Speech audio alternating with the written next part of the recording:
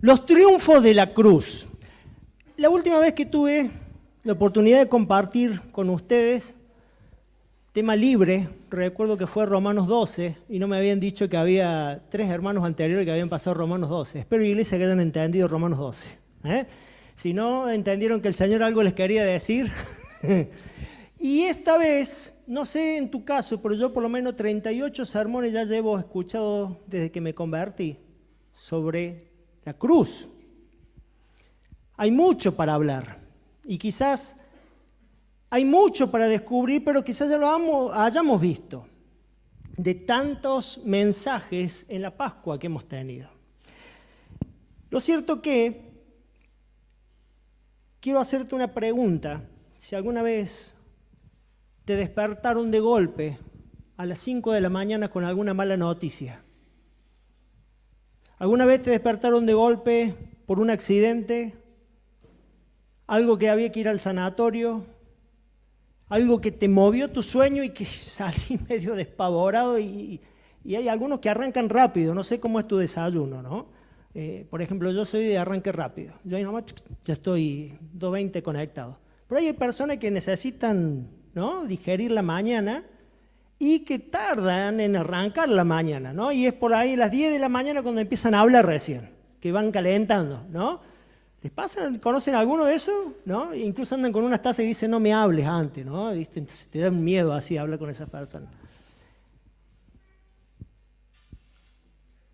Juan capítulo 20. No voy a hablar de Juan porque aproveché la Santa Cena también para que habláramos de la carta de Juan y Juan que estaba escribiendo. Juan capítulo 20 es el relato de 3 personas que experimentan el poder de transformación de la cruz. Juan capítulo 20 es el relato de 3 personas que pueden ver y que reaccionan de manera diferente, con lo cual voy a pedir que te identifiques con algunas de ellos. Quizás seas vos la cuarta que está ahí en el relato. Acompáñame en la lectura allí en la palabra de Dios. Dice, el primer día de la semana, presta atención a los verbos y a las personas. María Magdalena fue de mañana, siendo aún oscuro, al sepulcro y vio quitada la piedra del sepulcro. Entonces corrió y fue a Simón Pedro y a otro discípulo, aquel al que amaba Jesús. ¿Quién está escribiendo esto? Al que amaba Jesús. Y le dijo, se han llevado el sepulcro del Señor y no sabemos dónde le han puesto. Y salieron Pedro y el otro discípulo y fueron al sepulcro. Corrían los 2 juntos, pero el otro discípulo corrió más aprisa que Pedro. ¿Cómo se vende este Juan? Y llegó primero al sepulcro y bajándose a mirar, vio los lienzos puestos allí, pero no entró. Luego llegó Simón Pedro tras él y entró en el sepulcro y vio los lienzos que estaban allí. Y el sudario que había estado en la cabeza de Jesús, no puesto con los lienzos, sino enrollados en un lugar aparte. Entonces entró también el otro discípulo, el que había venido primero al sepulcro, y vio y creyó, porque aún no había entendido las Escrituras que era necesario que resucitase de los muertos, y volvieron los discípulos a los suyos. Hoy nosotros leemos esto y sabemos lo que pasó. Pero ellos estaban choqueados igual si tuviste la experiencia de levantarte muy de madrugada con una mala noticia y salir de golpe a pegarte con la realidad y tratar de entender. Lo cierto es que ver para conocer muchas veces nosotros necesitamos. Queremos ver. No me basta que me cuenten, quiero ver. Saben, en el relato este y en los otros versículos que vamos a leer, 7 veces, porque a Juan le encanta el número 7, se ve esto de ver. Ver para creer. Ahora, termina después Juan 20:29, cuando está, ¿te acordás ahí con Tomás? Y dice, bienaventurados los que creen y no vieron. Creen sin ver. Lo cierto es que el texto menciona a 3 personas. María Magdalena, la maratonista, ¿no? Que va, viene. Pobre mujer, cómo corrió. Simón Pedro, no era tan bueno corriendo, se ve, pero llega y es el mandado del grupo, ¿viste? Se mete, ¿no? Juan, el que corrió con toda, llegó, vio y entendió, aún cuando no estaba todo esto escrito, pero venían en sus pensamientos las palabras de Jesús que él había dicho, que iba a resucitar. Empezaba a abrirse y entender todo lo que pasaba a su alrededor.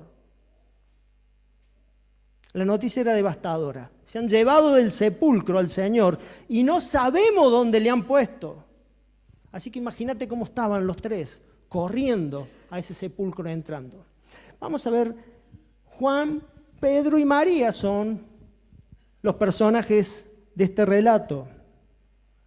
Juan es el discípulo más rápido, ¿no? Y siempre que en la carta de Juan nunca dice que es Juan, sino que dice el discípulo que Jesús amaba, ¿no? Como pintándole la oreja al resto, ¿no? Diciéndole, yo soy el que amaba a Jesús. El resto eran discípulos. Yo era el preferido. ¿Qué personaje Juan? Juan describe este hecho tan importante y lejos está de ser el Juan maduro que escribe luego el Apocalipsis, que está escribiendo esta epístola de Juan. Juan es también reconocido como el discípulo del amor, el apóstol del amor. Pero en su juventud, cuando transitaba en Palestina con Jesús, lejos estaba de ser conocido como el discípulo del amor. ¿Por qué? Porque Juan era muy impulsivo. Era Juan los hijos del trueno. Lindo pichón, ¿no? Fallo recurso humano en elegir la apóstola ahí. Juan, ese Juan.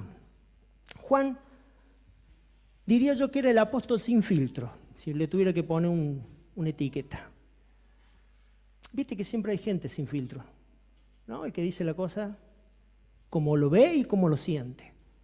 No sé si acá habrá alguien sin filtro. Yo en la iglesia tengo una hermanita que me encanta porque no tiene filtro. Entonces te dice, hoy predicaste feo. O si no te dice, estás más gordito. Y vos te dices, hermana, en estos tiempos no podés decir eso. Estás más gordito. Gente sin filtro. Juan era un apóstol sin filtro cuando era joven. Juan vio en Lucas 9:53, no lo busquen, que los samaritanos no querían escuchar a Jesús y dice, Señor, que mandale fuego, destruílo. Si no se arrepienten, ya está. Cocínalos a todos. Sin filtro. Juan es el mismo que se empieza a enojar porque la casa va creciendo y ya no eran poquitos, sino que ya eran 12 y ya no era tan amado, ya tenía que medio ir corriendo a los otros. Y mueve las influencias de la madre para decir, si Jesús va a ser rey, uno a cada lado. Juan era sin filtro. Juan es el mismo que en Lucas 9 ve a otras personas que están predicando el Evangelio y dice, no, esto no tiene la cobertura. Señor, ¿quiere que le diga que dejen de...? No, porque Juan pasa una transformación como persona y en la cruz y termina siendo el discípulo amado. La transformación de Juan de ser de hijo del trueno al discípulo, al apóstol del amor, que dirige sus cartas allí a quienes amo en verdad, rogando que nos amemos los unos a los otros a causa de la verdad. Mis hermanos, Juan es un ejemplo vivo para aquellos que dicen, yo soy de carácter fuerte y no puedo cambiar. La obra del Espíritu Santo en Juan fue tremenda en su carácter. Juan vio y creyó. Pero, ¿qué fue lo que vieron y creyeron? Bueno, dice que estaban las vendas, dice el texto. Ahora nosotros nos imaginamos, y hoy con la inteligencia artificial te hace, ¿viste? Te hace la imagen y vos ves las vendas blancas y todo, y pensás. El cuerpo de Jesús había sido azotado por el fragum, que es un azote romano que tenía pedacitos de huesos y lo que estaba dando vuelta ahí con tal de que cuando pegaba y volvía, desgarraba. 40 azotes de eso, imagínate cómo quedaba la espalda de Jesús. Más la lanza, más las manos que habían sido perforadas, más sus pies. Por más que ese cuerpo había sido preparado y lavado para poder envolverlo con los 45 kilos de mirra y mezclas aromáticas que había traído Nicodemo, el que se jugó, como decía el hermano, y dijo, yo quiero el cuerpo. Por más que pudieran parcharlo, sangraba por todos lados ya. Y esa sangre, ya cicatrizada, con las sábanas y todo, imagínate lo que era eso. Duro, firme, imposible. Dice Barclay que lo que ellos vieron es simple, vieron ese capullo intacto. Se evaporó el cuerpo. Ellos vieron que no estaba el cuerpo y que estaban las vendas intactas y el sudario a un costado. Juan vio y creyó. Juan vio y creyó. Y ese aspecto es significativo en la vida de Juan. Ahora, cuando uno habla de los triunfos de la cruz, vamos a hacer como si esto fuera el Netflix. ¿Viste que Netflix te lleva una película y de pronto te salta otra y después vuelve a cerrar? Bueno, no se me alerten, vamos a cerrar, ¿sí? Pero quiero que veamos acá en Juan qué es lo que vio en 3 triunfos marcados en esa cruz. El primer triunfo que vio en la cruz es el triunfo de la resurrección. Vio que no estaba Jesús, que no estaba el cuerpo, es decir, había dicho Jesús y había escuchado que iba a resucitar el tercer día. Jesús resucitó. Jesús resucitó, el triunfo de la resurrección. Dice Romanos 4:25, que cual fue entregado por nuestras transgresiones y resucitado para nuestra justificación. En la cruz y a través de la resurrección somos justificados. 1 Pedro 1:3, bendito sea el Dios y Padre de nuestro Señor Jesucristo, quien según su gran misericordia nos ha hecho nacer de nuevo en una esperanza viva mediante la resurrección de Jesucristo de entre los muertos. Era necesario un sacrificio en la cruz para pagar por los pecados. Dios hecho hombre, toma ese lugar. Ahora, si Cristo no resucitaba, no había triunfo. ¿Quién triunfaba? Satanás. Si Cristo no resucitaba, no había triunfo. Por eso, hermano, en la columna vertebral de la fe cristiana, 1 Corintios 15, es tan importante saber que tenemos esperanza, porque si no, el que no nos escuche el Evangelio dice, esto no tiene esperanza, es todo un velorio. Y hay esperanza. El Evangelio es esperanza. Era necesario que muriera, que resucitara para la justificación de nuestros pecados. Segundo triunfo, es el triunfo sobre Satanás.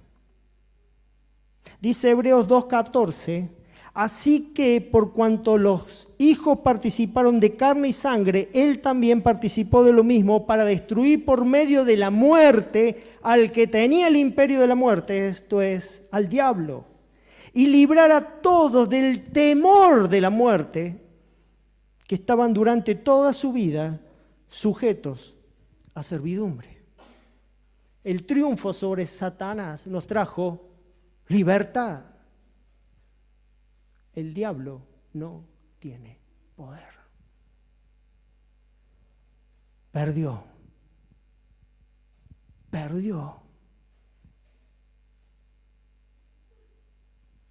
¿Viste cuando ganas el partido?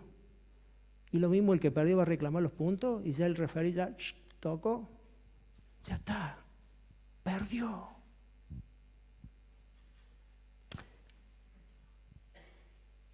Esta figura de temor de la muerte. Dice me hace acordar el Salmo 23, aunque ande en valle de sombra de muerte, ya no puede hacer nada, es una sombra. Spurgeon dice, la sombra de un perro no me muerde, la sombra de una espada no me mata y la sombra de la muerte no me hace ningún daño. Una sombra puede asustar a un niño, pero nada más. Satanás puede asustar, pero es una sombra nomás. Nos liberó del pecado, nos liberó de las garras y la esclavitud de Satanás. Dice Efesios que pasemos del reino de las tinieblas al reino de la luz. Tercer triunfo, el triunfo sobre el pecado. Y este triunfo es que nos da la victoria y somos perdonados. 1 Corintios 15, 55 dice, ¿dónde está, oh muerte, tu aguijón? ¿Dónde, oh sepulcro, tu victoria? Ya que el aguijón de la muerte es el pecado y el poder del pecado, la ley, más gracias sean dadas a Dios que nos da la victoria por medio de nuestro Señor Jesucristo. ¿Dónde está, oh muerte, tu aguijón? Perdió el triunfo del pecado. No tiene más poder el pecado. Voy a hacer un experimento social. ¿Puede ser? ¿Sí? ¿Hay algún alérgico en la sala a las abejas? Yo soy uno. Necesito saber para pedir al doctor Centurión que vaya buscando corticoides. ¿Hay algún alérgico? Acá tengo algunas abejas. No sé si se me mezcló alguna africana que dice que son esas letales, ¿no? Si yo abriera este frasco y el aguijón, es hermosa la abeja, pero ¿sabes qué? Mira, cuando vos ves el aguijón, esa es una fotito del aguijón, la primera de una aguja, la segunda del aguijón, te derrama aproximadamente 50 unidades de veneno cuando te pincha. Y la forma en que entra hace un daño tremendo. La abeja, algunos están dudando si hay abeja acá, yo le voy a abrir el frasco y vamos a ver quién, Todos somos machos, dice que huele a la cucaracha. Vamos a ver, todos son creyentes, que abro yo el frasco con las abejas. La abeja, una vez que pinchó el aguijón, ¿qué pasa? Y ya está, es hermosa la abeja. Si yo te dijera, mira, voy a abrir la tapa y voy a sacar las abejas que simplemente no tienen, ya me asesoré, que no tienen aguijón, y todos disfrutaríamos, qué lindo bichito que va volando. Pero cuando la ves con el aguijón, ¿no? Se empiezan a ver las manos que nadie quiere verlo. Ese aguijón es el pecado. Y en la cruz, ese aguijón fue traspasado por Jesús. Y el poder del pecado, ya está, no hay poder en el pecado. Eso que te avergonzaba, eso que te señala, eso que te acusa, ya está. Hizo efecto en Jesús, ese aguijón, y no hay más poder que nos puede hacer este veneno. Ninguno de nosotros hubiese sido capaz de salvarse. Ninguno de nosotros hubiese sido capaz de salvarse por sí mismo. Esto no tiene que recordar. Dice Juan 8:38, todo el que comete pecado es esclavo del pecado. Cristo triunfa en la cruz y no hay más poder en el pecado de nosotros. Pecar es traspasar los límites de Dios, es transgredir los límites que Dios ha puesto, y eso ya desde el Génesis viene, que todos queremos mover los límites. Lo experimentan los padres con los más chiquitos, ¿no? Que le dicen hasta acá y van moviendo. Lo experimentamos con los jóvenes, que le decís hasta acá y van moviendo. Lo experimentamos con los adultos, que nos dicen hasta acá y también van moviendo. Todos pecamos y estamos destituidos de la gloria de Dios. Pero ese poder que tenía el pecado en nosotros fue clavado en la cruz, en Cristo, y ya no tiene poder, dice 1 Corintios. El efecto del pecado es devastador. El efecto del pecado de quien se aparta de Cristo es devastador. Por eso vemos hogares destruidos. Por eso vemos familias destruidas, gente sin propósito caminando.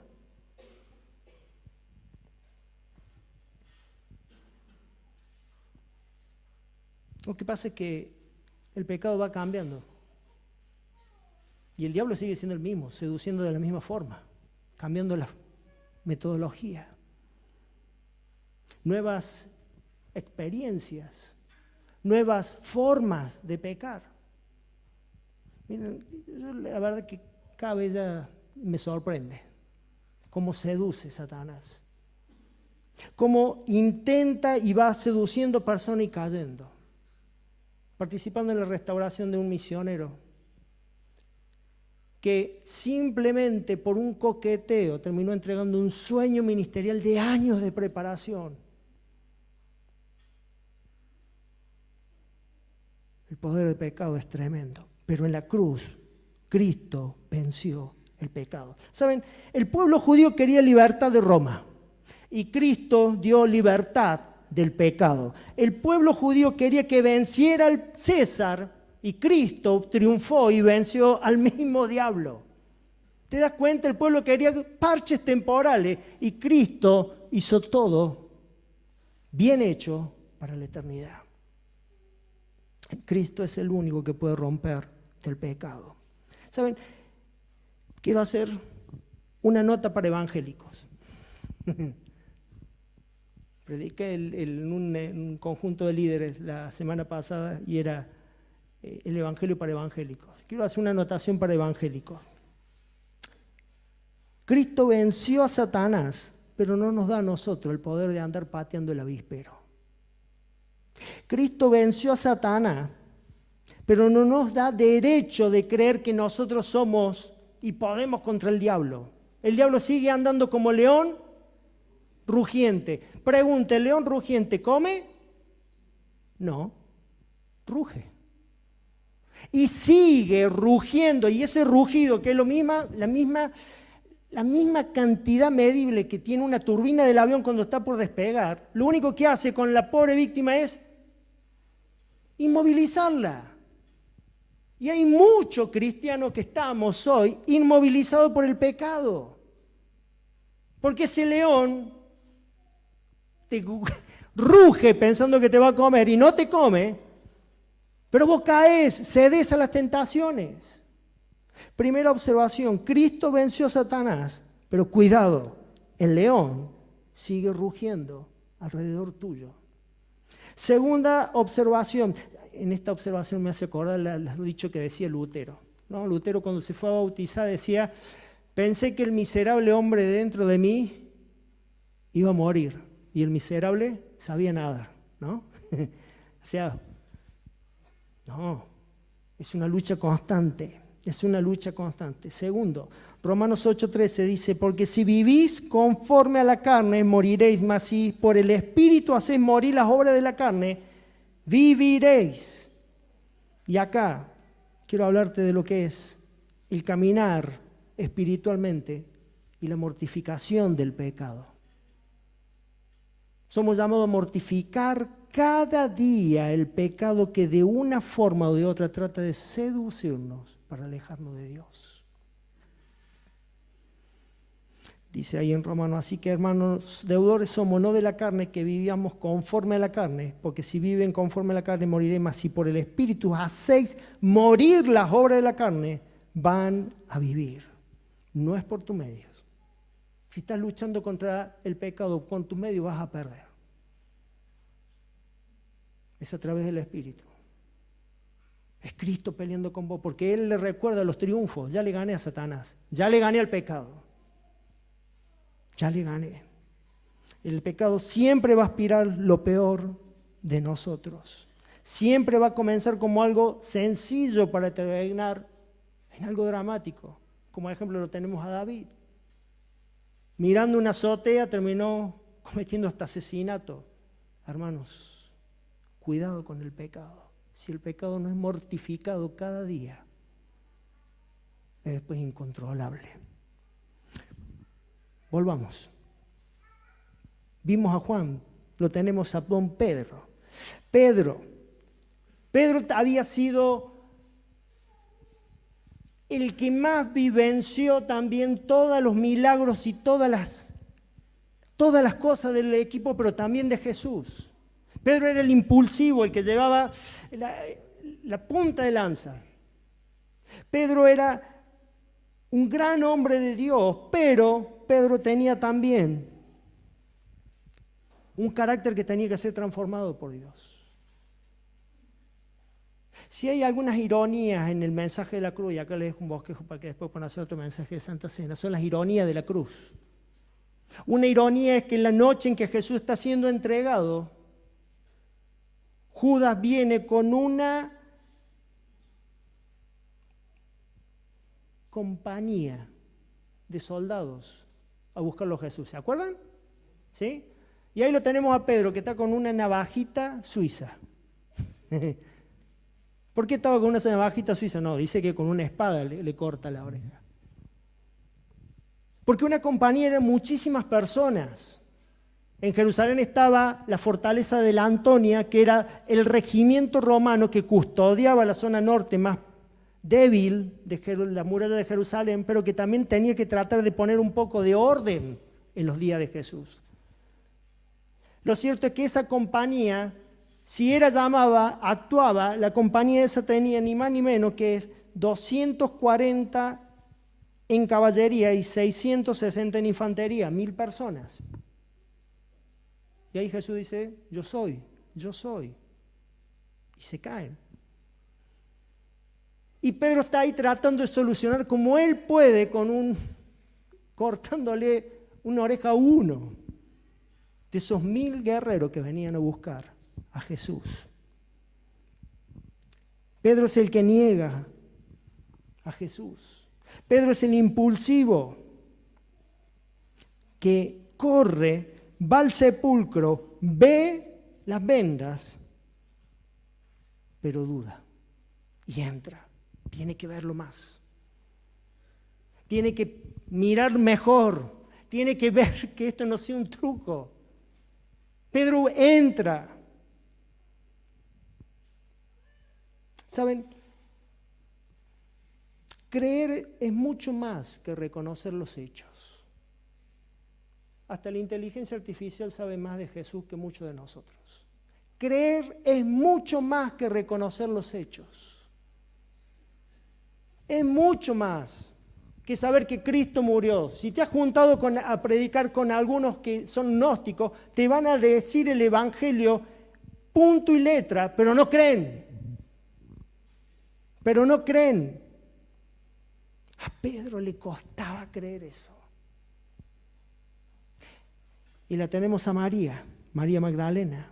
¿Recuerdan a María Magdalena? Es la que relata Lucas, la mujer curada de enfermedad y espíritu maligno, 7 demonios. Sabía lo que era el espíritu transformador de Jesús. Pero también ella venía a terminar lo que había quedado medio inconcluso porque ya era la Pascua y no podíamos, empezaba el día de reposo, no podíamos andar. Y ella va a la cruz, va al sepulcro y se encuentra que la puerta está abierta, la piedra movida. Ve las velas y vuelve corriendo. Acompáñame en la lectura. Versículo 11. Pero María estaba llorando junto al sepulcro y mientras lloraba se inclinó para mirar dentro del sepulcro y vio a dos ángeles con las vestiduras blancas que estaban sentados, uno a la cabeza y otro a los pies donde el cuerpo de Jesús había sido puesto. Y le dijeron: mujer, ¿por qué lloras? Le dijo: porque se han llevado a mi Señor y no sé a dónde le han puesto. Cuando había dicho esto, se volvió y vio a Jesús que estaba allí, mas no sabía que era Jesús. Jesús le dijo: mujer, ¿por qué lloras? ¿A quién buscas? Ella, pensando que era el hortelano, le dijo: Señor, si tú lo has llevado, dime dónde lo has puesto y yo lo llevaré.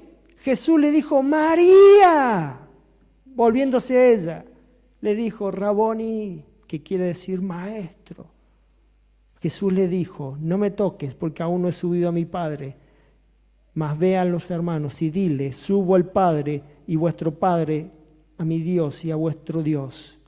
Fue entonces María Magdalena para dar a los discípulos las nuevas de que había visto al Señor y que Él le había dicho estas cosas. El primer error de María era creer que alguien se había llevado el cuerpo. Le costaba entender un poquito eso, ¿no? Uno dice: che, esta María dura, no entendía de que Jesús había resucitado. A pesar de su lenta comprensión al comienzo, Cristo se aparece primera a ella. Y esta mujer es la primera en expandir la noticia de que Jesús había resucitado.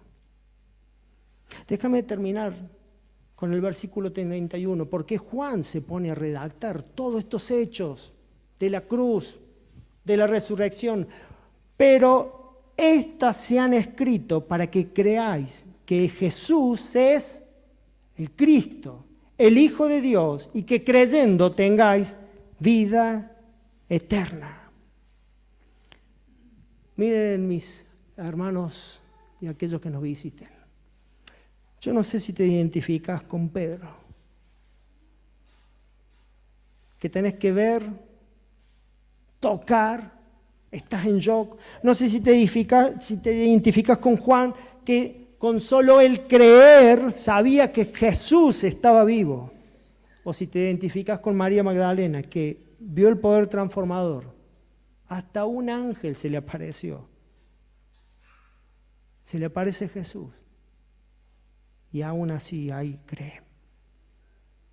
Déjame terminar con las dos preguntas que le hace el ángel a Jesús a María Magdalena. ¿Por qué lloras? ¿Y a quién buscas? ¿Por qué lloras? Jesús resucitó. Ahí está tu consuelo, tu esperanza. Jesús resucitó. Ese tiene que ser tu motor en la aflicción, ese tiene que ser tu motor en la prueba, ese tiene que ser tu motor cuando te cuesta vivir cristianamente. Cristo resucitó y triunfó en la cruz. ¿Por qué lloras? ¿A quién buscas? ¿Buscas a un Jesús que está crucificado? ¿Buscas a un Jesús que desapareció? ¿O buscas a Jesús, el resucitado con poder y que pronto vuelve a buscar a su pueblo? Lo cierto es que estos tres personas que experimentaron el poder transformador de Jesús y de la cruz. He visto al Señor, exclamaba y contaba lo que había dicho. ¿Has visto el poder transformador de la cruz en tu vida? ¿Podés contarles a otro de lo que ha hecho Cristo en tu vida? ¿La transformación que ha habido? Sí, yo antes tenía un carácter como el de Pedro, pero ahora el Señor me transformó. ¿Hay transformación en tu vida? El poder de la cruz sigue intacto. El poder de la resurrección sigue intacto. Somos nosotros que a veces nos dejamos cegar por el pecado y por el enemigo. Creer que Cristo es el único y suficiente Salvador. Creer en Él. Creer es mucho más, como les decía. Vos crees en lo que va a ser un remedio por lo que ves en el prospecto, por lo que te diga el médico, pero hasta que no te lo tomes. Solamente cuando lo tomes y con fe, sabes que va a haber efecto. Creer en Jesucristo. Te dejo esto para recordar. El pecado no tiene más poder. Ya no hay más aguijón que picar. Podemos andar confiadamente por el triunfo de la cruz, porque no hay más aguijón que nos pueda hacer daño, porque Cristo triunfó en la cruz. La noticia y la respuesta fue grande. Él ha resucitado. ¿Vivimos con un Cristo glorioso? ¿Vivimos las pruebas con un Cristo de poder? ¿Creemos en Él? Mis hermanos, quiero desafiarte a que el triunfo que hubo en la cruz sobre Satanás, sobre el pecado, puedas vivirlo día a día, confiando en que Cristo venció y hay triunfo en la cruz y que tenemos que caminar en victoria, esperando que Él vuelva. Amén.